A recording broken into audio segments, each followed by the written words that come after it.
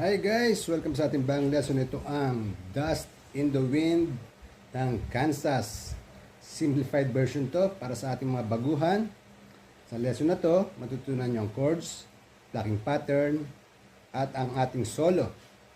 Pero bago tayo magsimula, kung bago sa channel na to, please pakipindot lang subscribe button, ganun na rin ang notification bell para maging updated ka sa mga gagawin pang videos na katulad nito. Okay? Simulan natin sa intro.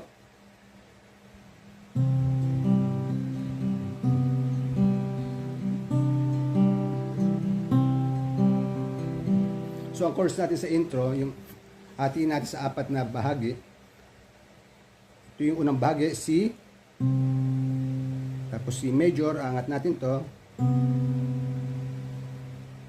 Tapos C9. Bigyan natin yung pinky sa second strings, third fret. Tapos angat ulit, balik sa C. Bale.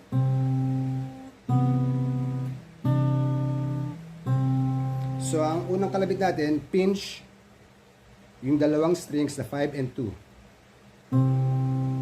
Tapos susundan niya ng plucking na 4, 3, 2, 4, 3. Nandiyan naman ang ating guide. Bale. Tapos C major 7, ganun pa rin. Pinch 4, 3, 2, 4, 3. Sa lahat ng ating chords, ganun ang gagawin natin, okay? C, simulan natin. C